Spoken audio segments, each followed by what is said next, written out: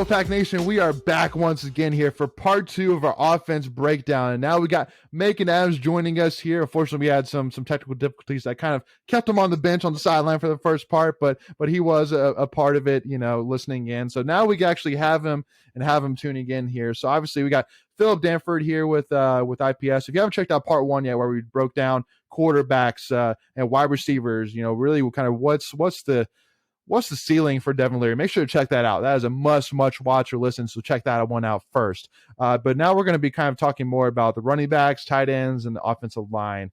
So, kind of talking a little bit about running backs. So obviously we mentioned, obviously you're going into season knowing that it's Jordan Houston's backfield, and it's his to lose. I mean, honestly, it was really honestly impressive to me in the first place that he hadn't transferred sooner. I mean, and I think that really kind of speaks a lot again to Doran's culture that he's built there, but also to, the trust that Houston has in Doran, because obviously Doran was saying your time will come, and obviously most coaches might tell the player that because they want him to stick around, but are they actually meaning it? Who knows? So hats off to Doran to again obviously growing that trust with Jordan, but also to hats off to Jordan for buying into the program, buying into Doran, and buying into, what his role can be here. Because, I think that it's setting up for this being his year. But, what do you kind of see as really the ceiling for Jordan Houston this year, Phil? Because, I think that we've seen a lot in terms of his pass catching ability, and we've seen some of his running ability for sure. But, what do you kind of see for him this year? Can we see a breakout from him this year?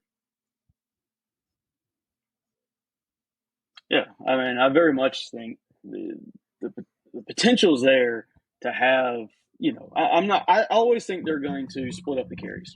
Like, I don't see Doran ever having like a full-time running back outside of maybe the Reggie Gillespie. I want to say there was an injury and he kind of got left, as the main dog that his senior year, I want to say. But outside of that, they've always divvied up the carries. So, frankly, if I'm being honest, do I think Jordan Houston gets 1,000 yards? Probably not. But do I think he can get 700 yards, something like that? I think it's a great year, most likely, to be honest with you. This is a guy who, he came onto the scene, true freshman in 2019. That was a little bit of a rough year, but he really showed a lot in that year. He showed some things to work on. I went back and watched some of the Jordan Houston carries from last year, and I really still am reverting back to my notes from 2019 when I broke down the film, because I don't know if I really got enough in like the real hard, in-game situations where it mattered, and it wasn't late in the game. But, I thought Houston, I'll tell you, the one thing that at the time, and we'll see, I bet he's better at it now. I guarantee he is. The one thing I wrote down is where I thought he could get better as a freshman was he's so fast. At times he would outrun the blockers, right? So let's say we're running like a gap scheme, counter, right? So we've got linemen pulling. He would beat the lineman sometimes. It's like, all right, Bo, let's calm down, slow down, right? You gotta time it, you gotta pace it, right? That was the one thing, right? I'm sure he's used to coming up in high school. He's the fastest guy on the field, and you gotta slow it down. So I'm excited to see that. It's going to be fascinating. That the running game was much maligned last year. It was probably not as good as you expected, coming with two quality running backs in Zonovan Knight and Ricky Person, and then the best run blocking left tackle, I've really seen. I don't know if I can name a better collegiate one, to be honest with you, in Iquanu. So, the total really didn't add up.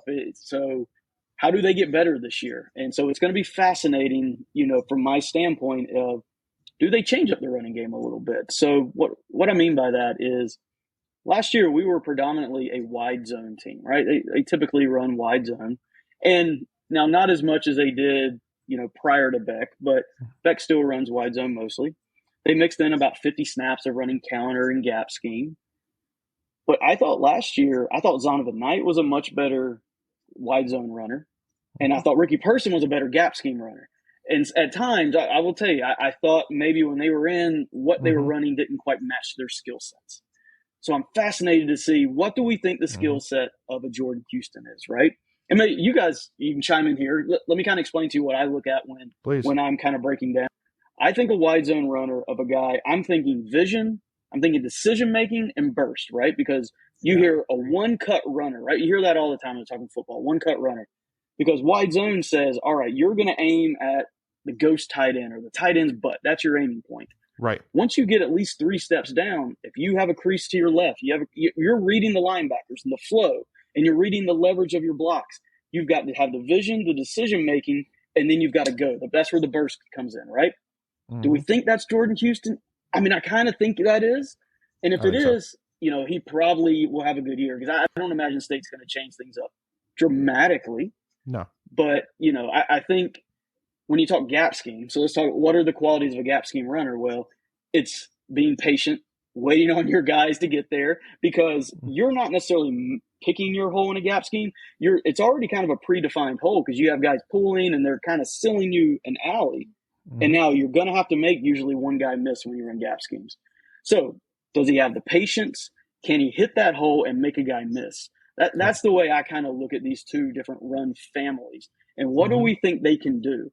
I think Houston's going to be a wide zone runner, but time will tell. When he goes in and gets 12, 15 snaps, and we're game 3, game 4, I think we'll finally really get a good idea of what he is. Yeah. So, and that's what I'm curious about here, because I look back at the stats between Zonovan and Ricky and what they were. Actually, I'm trying to think now. They had like a nickname they were going for when they were playing. It was kind of odd. I can't remember what it was, but they're like about 75% of the rushing snaps, the rushing attempts, I should say, are for those two guys, and those are open. So you got 75% of your rushing attempts that are now available to Jordan and to Delbert and to Demi and those guys. But I'm curious, when you go to look back at the passing yards from last season, or the rushing attempts last season, I believe if you look back, the State was not great at it. State was like second to last. They didn't run the ball as well as, or as much, I should say, as other teams did. But you look at it comparatively, they're like second to last, right behind Virginia, who had Brendan Armstrong, who was throwing it all over the place. And then the other two that were right above them were Miami and Pitt, who had Van Dyke and who had, Kenny Pickett. So clearly the teams that have the better quarterback, a quarterback that is a great quarterback who can throw well, they're obviously going to lean on that. It's more explosive plays. And Ricky Percy, Zonovan Knight was your leading rusher, but he had like 700 some yards for the season. So how much of a cap, I should say, does having an elite quarterback put on the run game when you're banking on the fact that the quarterback's going to be just shotgunning it all the time, just throwing the ball? I mean, it takes away from the running game, but I obviously know the door likes to be balanced. So can you talk about the dynamic of a quarterback, how that impacts the running game, especially when you have a proficient one like you have with Leary? I'll tell you, I really kind of go back to Dorn's comment about, what is the NC State offense? We're going to take what the defense gives, right? And we've had this discussion at IPS, quite a bit the last couple months where, we're going to be a predominant passing team. State will throw the ball. Don't get me wrong. But if we go back to take what the defense gives you, we said in the other episode, what do I think the defense will give? I think it's going to be a lot of 2 high coverage, right? So we're going to have 2 high safeties. In those situations, NC State will need to be able to run the ball effectively to try to get the defense out of that 2 high coverage, right? We will see light boxes. Like, I think we'd be crazy not to see light boxes. You have to stop the pass against NC State. Right. And so they have to take advantage of that. So right now, the pass is setting up the run, because the defense, I am predicting, right? We're going to see, we're going to see those big shells. You're going to see a lot of quarters, cover 2, all that kind of stuff. So can we take advantage of it? If we have a box and it's an equal box, let's say we have 5 linemen, 5 guys in the box. There's 6 guys, so we got O-line and a tight end. They got 6 guys in the box. You have a hat on a hat. Can we take advantage of that? At times last year, they didn't. So I'm kind of hoping this year things kind of gel a little bit better. I'm hoping there's a little more patience in the backfield. That was one of the things, at least for me, and you guys might think differently. Ricky Person, I really like Ricky, but at times he drove me crazy. I didn't think he adhered to the run, like, typically on wide zone. Now, I don't know how Coach Roper teaches it, but typically you're getting at least 3 steps before you make your move and you decide which hole you're going to. There are times he was getting the ball and immediately cutting back, and I'm kind of like, you're not going to give your guys a chance to let the blocks develop, right? So I'm hoping with that group we see a little more consistency in terms of their assignment and their technique. I mean, State's going to get good looks. We just have to take advantage of it this year. Absolutely. Well, because again, obviously, at the end of the day, I think that the run game, just like you said, the run game opens up the passing game, and so at the end of the day, you got to find a way to make it happen. Luckily enough, this year you have options. Even though Jordan Houston is going into it, obviously predominantly the guy.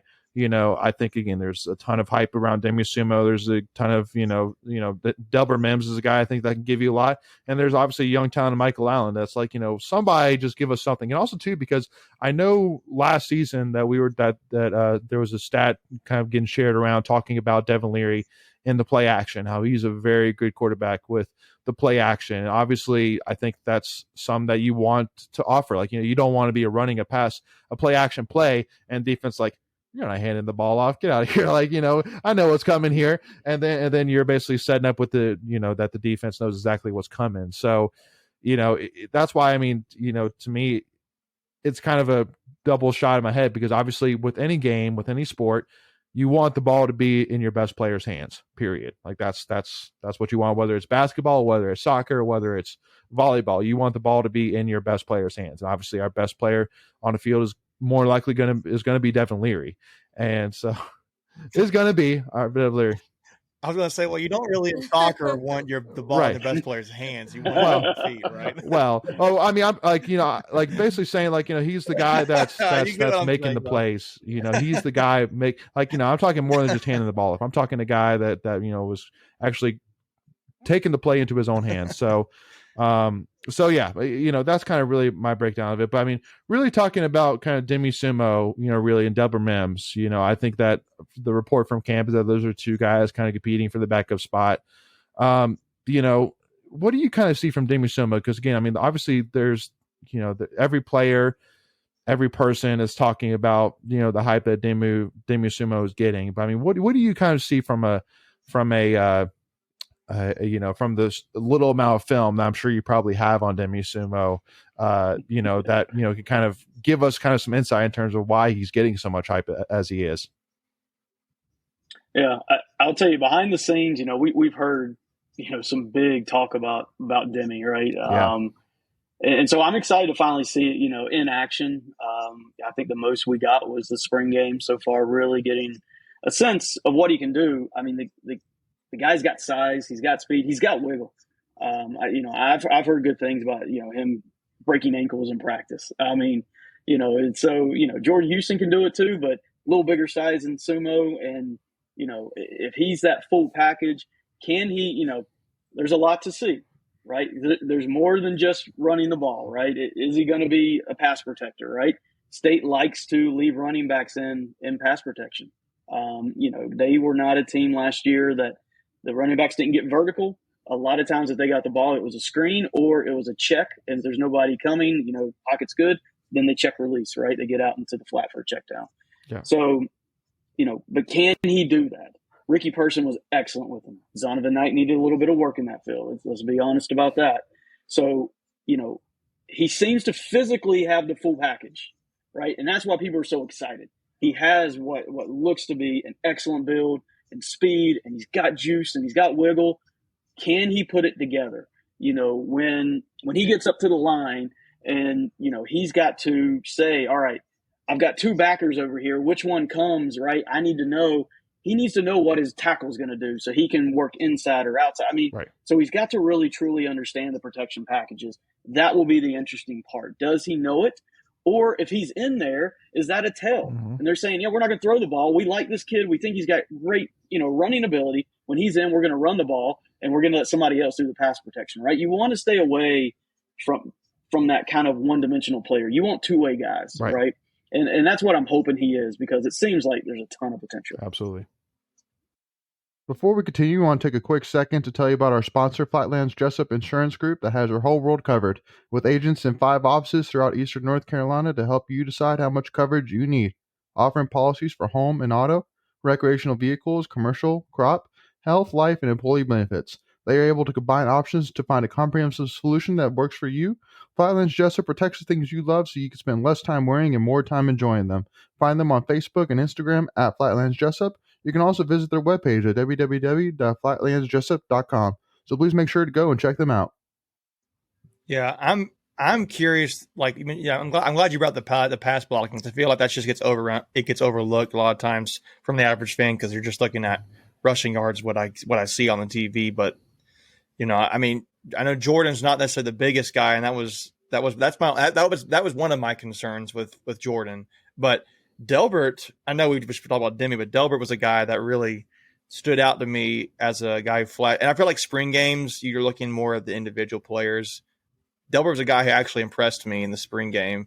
He seemed to have more run attempt, more options, and for a guy his size, I was excited about. But yeah, I don't know. I am excited about what the potentials for that group. And I think there's a lot of people thinking, oh, well, that's just going to be the weakness. You mentioned earlier, you're going to get defense is probably going to, I'm going to bet that I'm going to force State try to beat me on the ground versus through the air. So there's going to be an opportunity for these guys to be some MVPs, I think, particularly. And then I think probably transitioning naturally late in here is like offensive line. Some of these guys are going to be, guy replacing Ike Ekwonu at left tackle. You're bringing Chandler Zavala back. Like, what are your thoughts about the offensive line, Phillip? I mean, like, do you see the gaps filling in there for those guys? Like, do you see when I say gaps, I mean replacing players, and a lot of those guys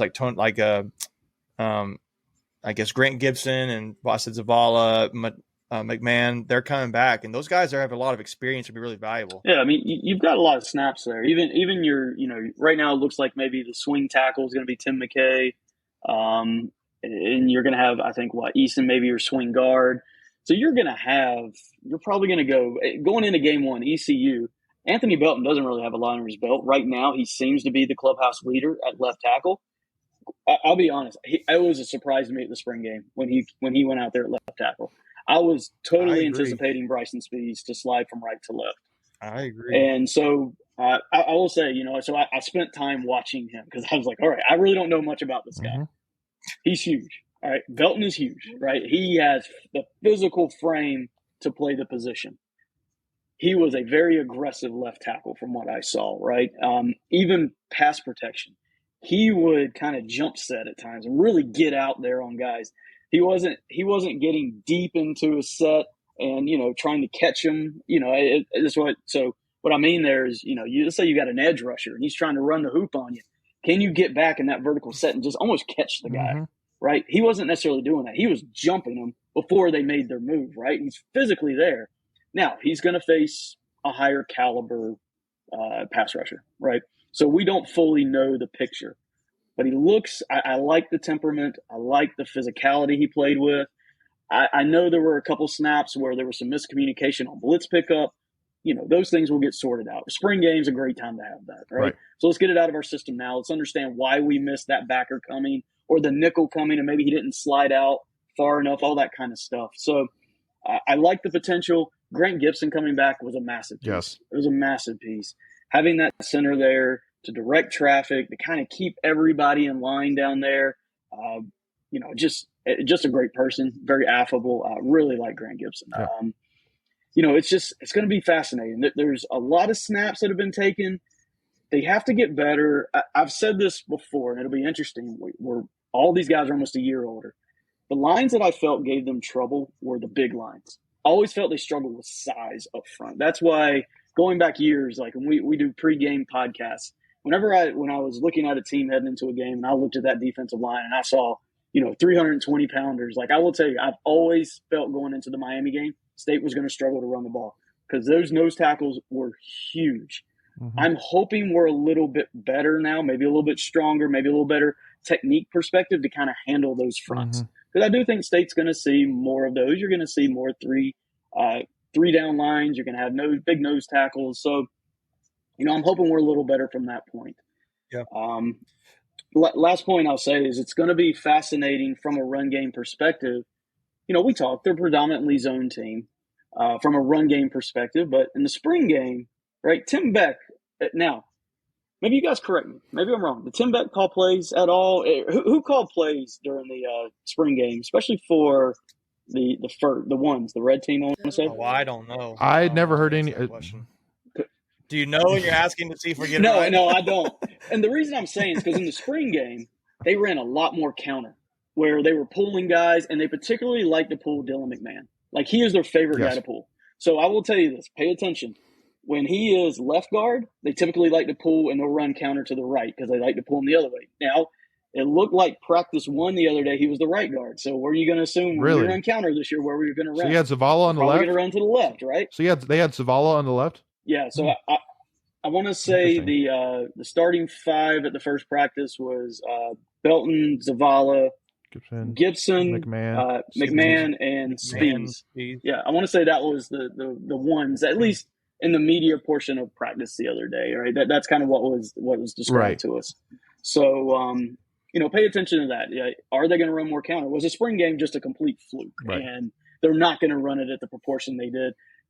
I might have faked myself out all offseason saying, all right, here we come. We're going to look like the 1990 Washington Redskins running OT counter constantly, and we're just going to go back to the wide zone. So it's something to keep in mind as we head into that ECU game.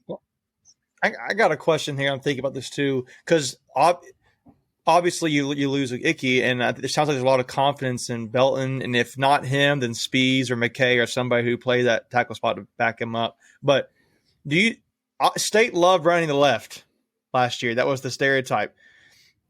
And I'm not saying they're one direction or the other, but do you believe there might – I mean, you're playing your strength, your offensive line, potentially running behind the center and the guards in this year? Because I would say you have Gibson, Zavala, and McMahon are, that's a solid interior starting offensive line across the ACC, whereas – maybe you're not putting as much pressure on Belton to be like playing. You're not running your best offensive line necessarily behind Belton. You might be running behind Gibson or Zavala.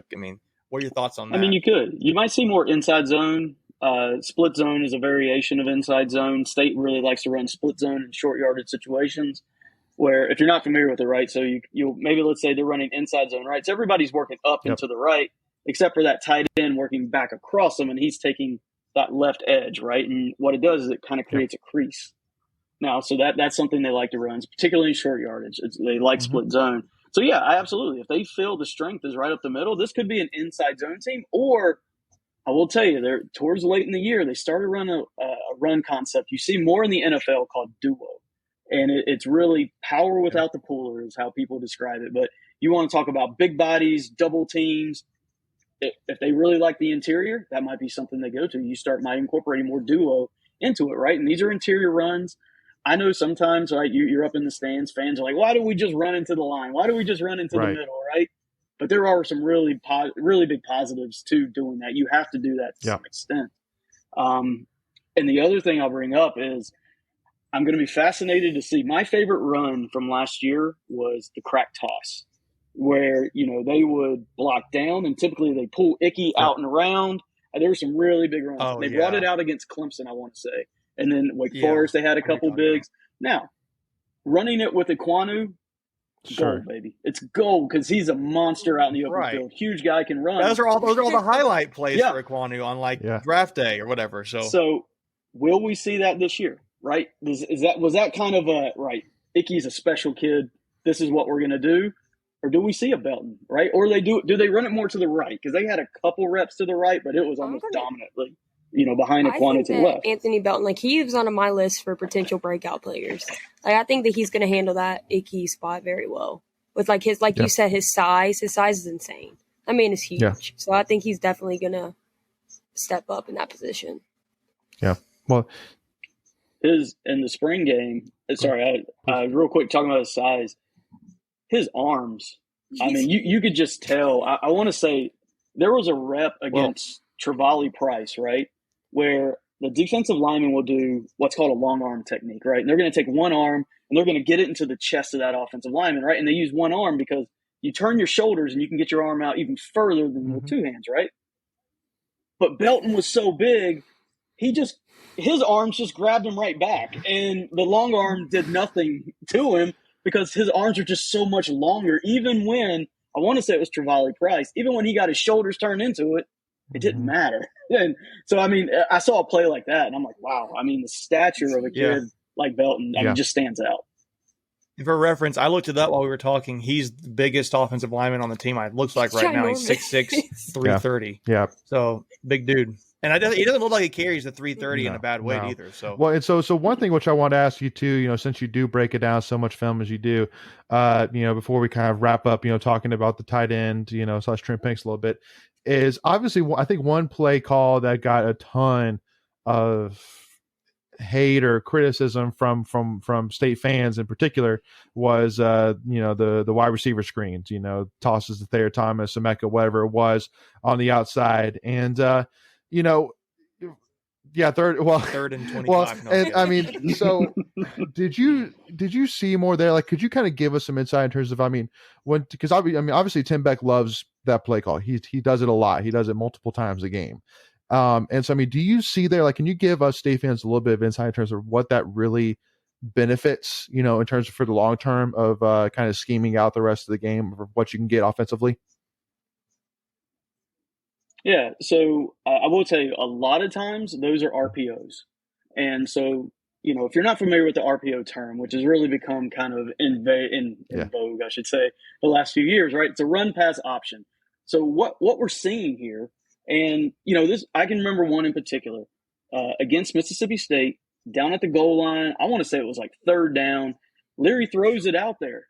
And we get tackled for nothing. You're kind of like, why did we do that? There were a couple guys on the boards like, why did we throw that?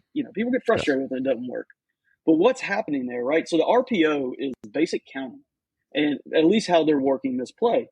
So you have Devin Leary standing there, and he's basically saying, okay, I've got maybe two receivers out there. Like, I want to say the Mississippi State had two receivers out there.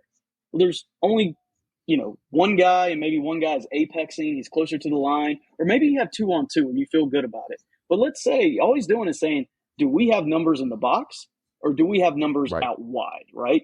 And we're usually talking numbers on the line. If the safety's 12 yards back, I'm not counting him. We should be able to get that ball and we should get 5, right? We get 5, we're good, let's move to the next play. So that's really what they're doing, is they're simply counting. Where do I have better numbers? And so on these plays, it's giving Leary the option. And a lot of times he's saying, all right, I like my matchup out there. I like the numbers out there. I'm going to give those guys a chance. And what it builds towards, and State's run some very successful screen and goes. I would love to. I have not asked Devin Carter this question. If you go back and watch the game-winning touchdown catch against Clemson, now the first read that Leary has is a sluggo route on the left side. So that's a slant and go. And Clemson was all over. He had nowhere to go. But if you look at the bottom side of the screen, they were running a screen and go. Right? Devin Carter was up. He was kind of faking that stalk block. And then he releases, and Devin works back to him, working to the back corner. But what that did, what that drew up the secondary, kind of left a void in that corner, and Devin Carter kind of just took off into that void.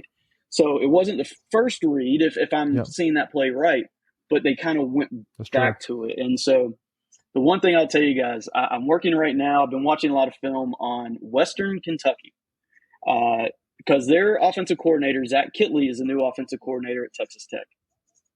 If you don't like the bubble screen, you're going to hate that game because Zach Kittley is the master of the bubble screen. And I'll tell you, the RPOs and what they build, the play actions off of it, the screening goes, he has an amazing package of perimeter screens. So September 17th in Carter Finley, I am as a football nerd geeked about that game. So watch Zach Kittley's offense against our defense. I don't mind running it. I don't mind watching it. I just don't necessarily like running it on third and like I said, 25 or whatever it was. But hey, that's my thing. I think it's a great play when it works out, especially when you have athletes, guys who are explosive and guys who can block well. So, but it shows you the blocking on the perimeter could have been better. I have said that now for a while. I like those guys as pass catchers and everything like that, but it is just not the best blocking on the perimeter. We have not had, I would say last year, to me, the best perimeter blocker was CJ Riley, and now he's gone, right? They brought in Riley to block in a lot of those situations, or they would throw a flare to the running back. Riley was typically a blocker in those situations. So, hey, Riley was not a big catch guy, but he had importance in this offense. So how do they replace that? Well, I will add in here real quickly, being that I was, equipment manager while Riley was there, watching his career, I just can't help but just think about going, man, that dude, he could have been so much more than he was. Like how tall he was and how fast he was, but also how athletic he was. I mean, like that Texas A&M bowl game catch. I mean, that right there is basically just all the evidence I need to show you. That guy could have been so much more for NC State, unfortunately, than he was, unfortunately, due to injuries. But anyway, though, so kind of wrapping it up here with the tight end. So, I mean, obviously, there's two main guys you talk about. One is not really a tight end in Trent Penix, but, he's kind of a J-Sam where he's running back, slot receiver, Whatever. tight end, whatever.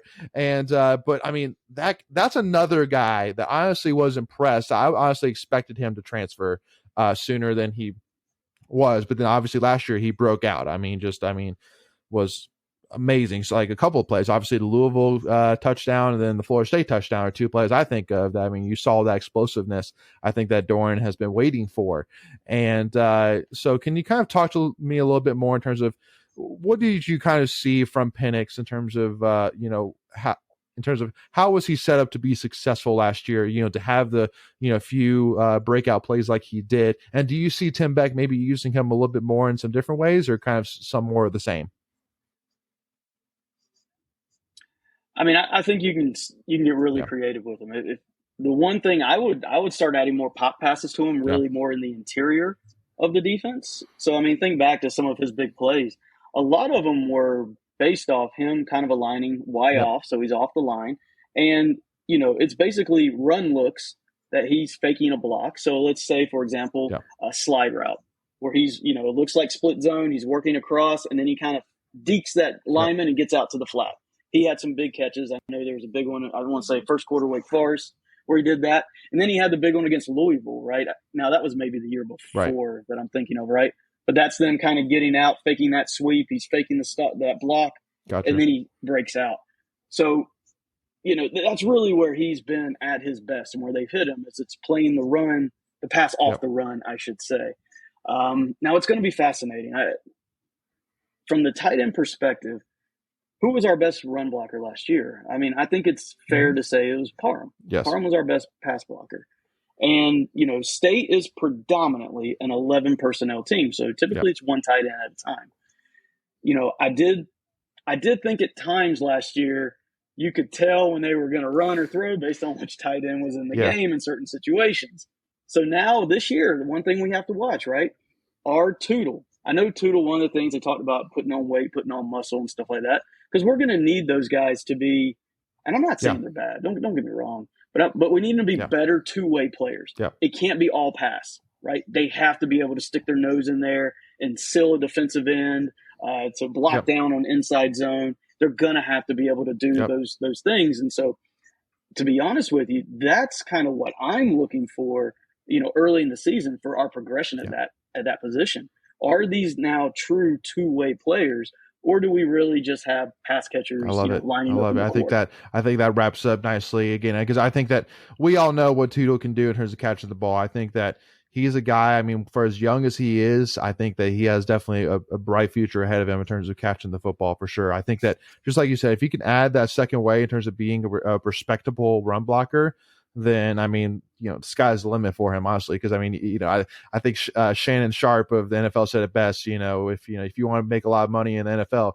catch passes. But in order to get to the NFL, they still want you to be at least respectable from a run blocking perspective. So again, a lot there for sure. I think that we all can agree that there's a lot of potential there for the offense this year. Some questions for sure, but I think that, specifically, if you have a couple of guys that can break out or at least be respectable, that the rest of the game will take care of itself and honestly could carry us to great heights for sure. But again, Phillip, I want to say thank you so much again for joining us. Really do appreciate your insights. And again, I'll definitely say to all of our viewers as well, listeners, I mean, obviously, if you haven't already checked out IPS and specifically checked out the IPS League, make sure to do that. That is a must do. Yeah, that is a must do for sure. Make sure to do that. But again, Phillip, I want to say thank you so much again. Really do appreciate your time. All right, guys, I appreciate it. Had a great time chatting with you guys. Great appreciate that. Thank you so much. And again, for all of us as well, again, just as a reminder, if you haven't checked out our channel memberships already, make sure to do that. Again, very cheap price, a ton of value there, whether it's a private Discord, exclusive Tuffy Talk videos and also to exclusive weekly newsletters as well. And then hit that subscribe button, hit that notification bell so you're notified whenever we release any new in-state content. And also to give us a follow, Tuffy Talk Now on Twitter, Instagram, as well as IPS as well. Thank you all so much again for your time. As always, go Pack, y'all. We'll see y'all soon.